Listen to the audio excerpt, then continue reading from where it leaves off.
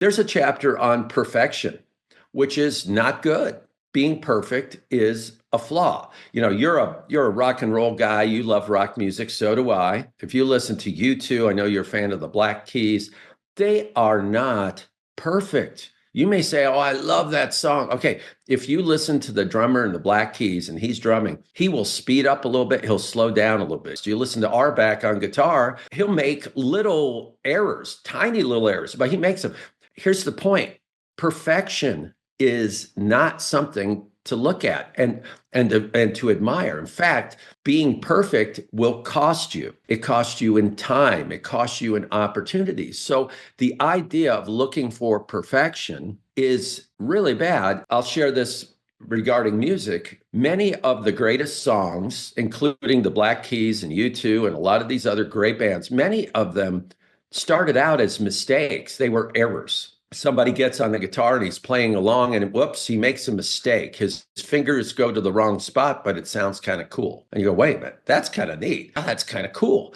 Okay, that could be called an error because his fingers went somewhere they are not supposed to go. But he saw the uniqueness in it, the differentiation in it. And that's what we have to realize. We can't be caught up in trying to be perfect. So the book speaks on that.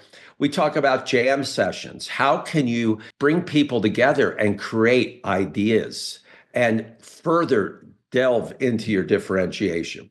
And then we have a good portion of the book talking about execution of it. So how do you use video to your advantage? How do you use technology? I'm sure you've worked with a number of really great companies that have excellent technology in their products, but so often that company, let's say it's an automotive company, and they have the coolest car out there. It's got all these great technologies, but you go to their dealership and they're selling with a piece of paper and they have very low quality technology, or you go to their website and it hardly works.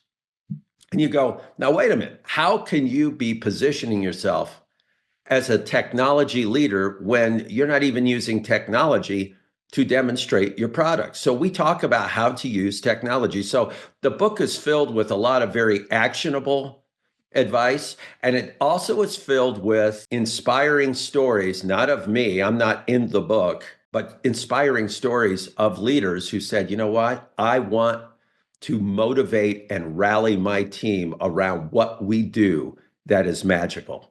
So it's filled with all those kinds of stories and for 200 pages. So it's interesting you mentioned about the dealership with the technology. So they're positioned as a technology leader, but they don't have the technology internally. Right. And it's similar as well when you have brands that are, they talk about customer service or that kind of thing. And then if you go to them and they don't actually deliver on the customer service and the experience, that the thing they're trying to kind of get across doesn't filter through everything. Yeah, it's interesting when that happened. And there's something I've noticed in a few, when we do audits, we look at the competitors in the market and the kind of market landscape and seeing how a lot of companies will almost like a moth to a flame to the leader, straight towards it, trying to be that company, as opposed to, like you said, carving their own route, their own journey, their own story. It's really amazing to see. So from that perspective, is that something that you tend to see a lot as well? And also, what are steps that people can take to build upon, like you said, into the marketing with the differentiation? So you mentioned video and things like that. What are some things they can do to start to build that out through what they do? I think you have to look at, and we cover this in the book as well, look at the power of words and make sure that if you have a truly unique product, are you using the same 6 or 7 words that everybody else uses?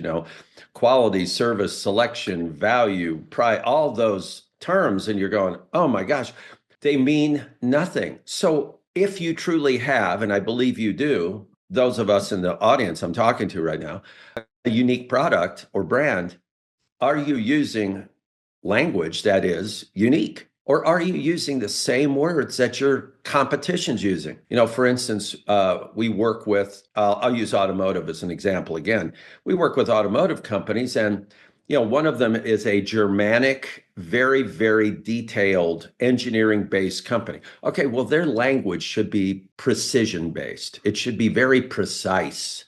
They shouldn't talk with big, fluffy words. They should talk about precision, and they should talk about analytics, and they should talk all that. Okay.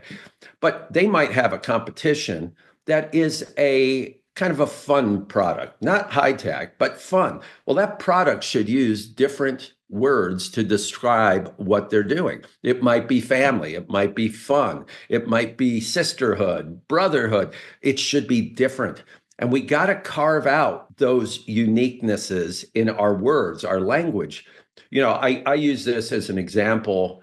As you're driving down a highway or a road or thoroughfare and you see billboards, right? How often do we drive by a billboard and it's got all this garbage up on it? You don't even know what it is. I don't even know what it is. That's how we are with our words describing our brand if we are not careful. We spit out a bunch of words. They mean nothing. Nobody pays attention to it and they move on by. So I say, let's look at what's most important for your brand and let's pick words that you can own that your competition doesn't own.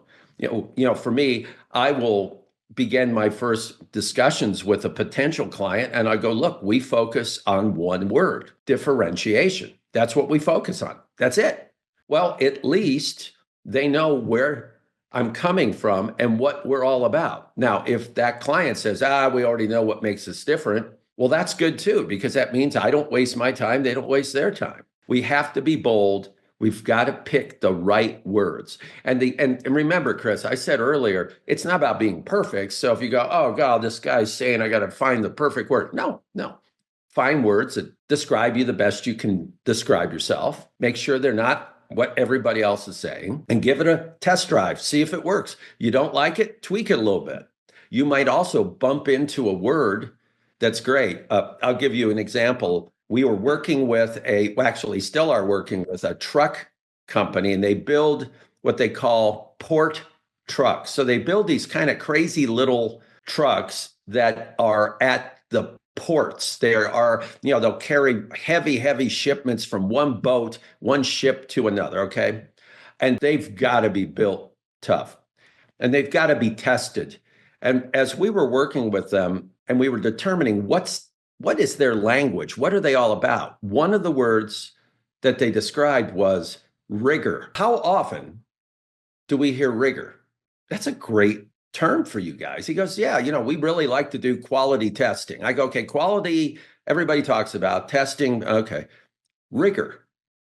And you think for a minute, if we're all about rigor, that gets the attention that, we're all about quality. Well, everybody says that. But if we can own rigor, and rigor means we're going to test it, and we're going to make sure that thing works, and we're going to push it. We're going to demand that it performs and that we perform.